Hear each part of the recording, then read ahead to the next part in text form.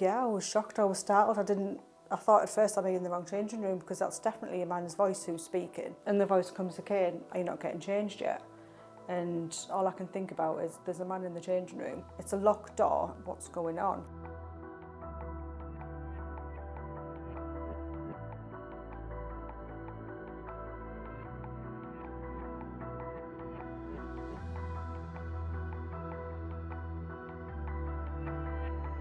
Nurses in Darlington who publicly raised concerns about a bloke in their changing room have been given, are you ready for this, a solution.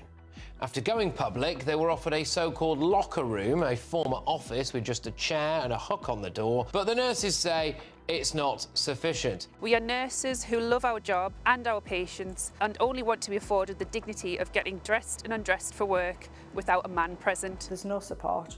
They're supporting the one person when really there's at least 26 of us who've voiced our concerns. So for me, we've been punished, we've been penalised for coming forward, and he still gets to use the big changing room. It's unacceptable.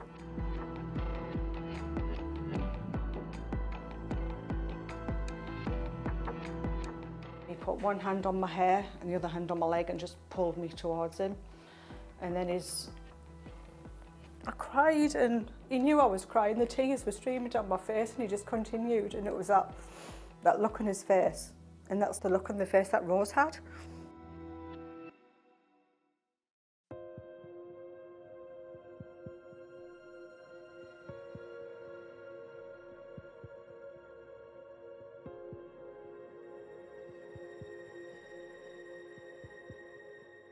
We'd heard rumours that there was a trans person working in theatres, but I hadn't seen Rose at all. I'd walked past somebody in like a theatre corridor and I just thought, there's a new member of staff. I didn't realise it was Rose, and I didn't realise this was the trans person until I actually met him in the changing room. So I'd seen him when I walked in the changing room. I was rummaging through my bag for my keys and my cream. I looked up so I didn't bump into anybody, and there's this person down there at the bottom of the changing room. Clearly a man, you can see the anatomy in his boxer shorts with holes in that he's a man. But like I say, I thought no more of it. I thought it was mistaken. I walked past him and I'm going through my bag looking for my keys, and this voice comes behind, you're not getting changed yet. And with the change room, you type in a PIN code so you know if anybody's coming in. And like I said, there was just us two in the changing room. And yeah, I was shocked, I was startled. I thought at first I'd be in the wrong changing room because that's definitely a man's voice who's speaking. But I thought, no, put it aside, open my locker, and I'm going through my locker looking for my hand cream, and the voice comes from behind again, are you not getting changed yet? And I'm like, no. And I look over my shoulder and he's looking over his shoulder and he's just staring, and I feel initially like uncomfortable. I can feel like the hairs standing up on my arm. I forget what I'm looking for in my locker because all I can think about is there's a man in the changing room. It's a locked door. I'm round the corner. No one can see me if anything happens, like what's going on? So I give up what I was looking for in the locker because I couldn't focus on anything apart from why does he want to know if I'm getting changed? Is he trying to provoke a reaction? Does he want me to say, well, you know, I'm not getting changed in front of you because you're a man? Or was he pushing me because he wanted to watch me get changed? And then he asked me a third time, are you not getting changed yet? And I looked and he had this smirk on his face, this look. And it was the same look my dad had on his face when he was doing the abuse. And it was just pure enjoyment. He could see I was uncomfortable and he didn't care. And I just wanted to get out of there. I wanted to leave. I wanted to get away somewhere safe, but I couldn't.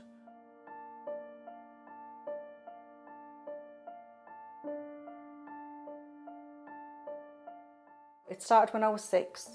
It was a minimum of 3 times a week, every week for 6 years. He punched me and he spat at me and said, you're nothing, you're a waste of space. I was this scared little girl. I didn't know who to talk to. I was quiet at school. I wasn't allowed friends because he deemed that if I had friends, then I would tell people. And I was one of the children who, you'd get people who skive off school, wouldn't want to go in school. I was the opposite. I could be poorly and I'd go in school because I didn't want to be at home. When I was 10, I was in bed, I was on the top bunk and the bedroom door went and I was like, oh. You know, it's like, here we go again, you know what to come, like you know what's coming, and you just think, just get through it, you'll be okay. So I pushed myself to the back of the bunk bed, so I was away, and he put one hand on my hair and the other hand on my leg and just pulled me towards him. And then he put this left hand over my mouth, and I was like, panic stations, because like he's never done this before, like what is going to happen? And then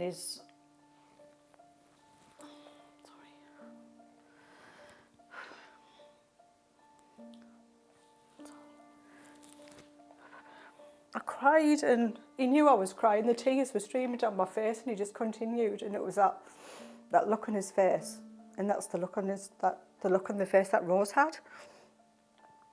And I didn't know what to do, and I panicked. I don't know how long it went on for, but I think I passed out because of the pressure of his hand on my face, and my life from that point just went downhill. I was this like lonely little girl who had no one to talk to. I hated life.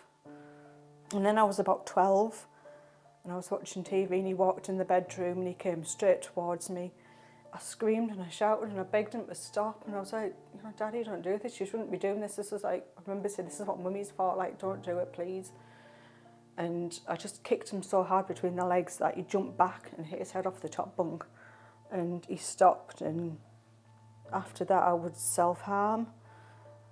I would like scratch myself, I would hit myself, because the physical pain was just, it took away the emotional pain that I was going through.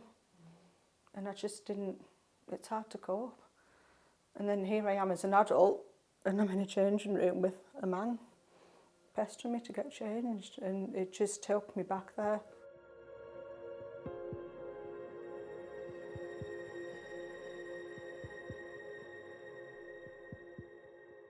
Yeah, because like when I was younger, my dad would walk into the bedroom and he would say, you're not getting changed yet, you need to get ready for bed. And now there's a man in the changing room saying, you're not getting changed yet. And it was too much. It was so overwhelming. I thought my legs were going to give way and I'm going to be on the floor. And the whole time he just stood staring. And I've now suffered from PTSD. I have panic attacks, I have flashbacks and the nightmares. And the trust seem to think that, you know, it's all right. You stay in that changing room, Rose stays in that changing room.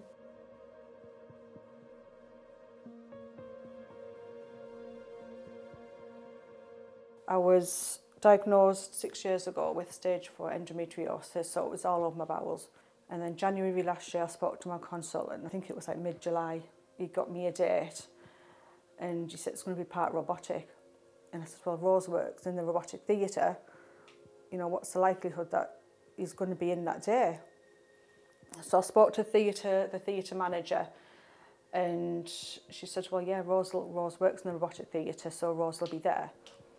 And I said, there's a conflict of interest, you know, there's a legal dispute going on. That's what happened in the changing room. It's ethically inappropriate for him to be in there. Theatres were like, well, Rose is a woman, so Rose can be in the theatre. I didn't want him in there. They weren't listening to my concerns.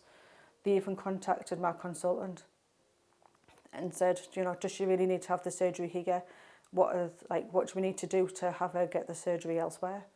And he was like, well, nothing, she's having it done here. And this person phoned me 2 days before my surgery and said, it's a good job you're the only person on the list, because we would have cancelled you.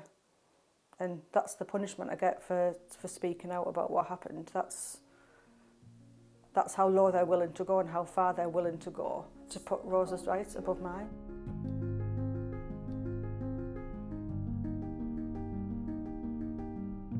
This isn't about Rose. His behaviour highlighted what was going on, but this is about the policy. And you shouldn't have to fight for what is right, for women's rights. It shouldn't have come to this in the first place. Like what I've been through, there could be other people in the changing room who've been through similar situations, who've been through something worse, and they haven't come forward, and they're still in the changing room with a man in there. So it's important for people to see that actually it's not acceptable. We should have our own changing room without having a man in there to either watch, to make you feel intimidated and scared.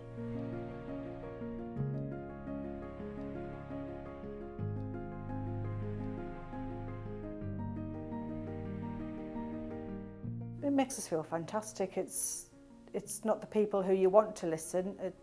We want the managers and we want the the trust in people like Wes to listen. But when you have celebrities and these high-profile names listening, it's fantastic because they can retweet and they can listen to us, and their followers can see what we're all about and like spread the word, so to speak, and get more people involved, because not many people are actually aware of our case. I think there was like a media blackout in Scotland where people in Scotland didn't actually know about our case. So hopefully if more people come forward and say it's happening in their area, it shows it's not just a bigger picture, it's not just our trust, it's countrywide, it's UK-wide.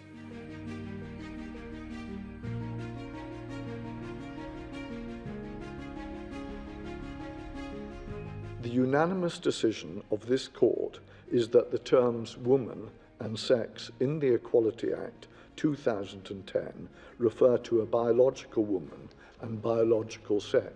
Absolutely fantastic with the Supreme Court ruling. I watched it live.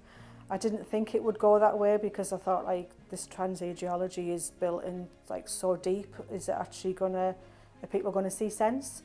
But when they announced the ruling, I think I was sat down and like jumped up and screamed, you know, common sense prevails, and I was ecstatic, you know, and hopefully it helps our case, and the trusts think, well, actually, maybe we should change the policy and get Rose out of the changing room. But we don't know how far they're going to dig deep. They could refuse the ruling and pursue the court case.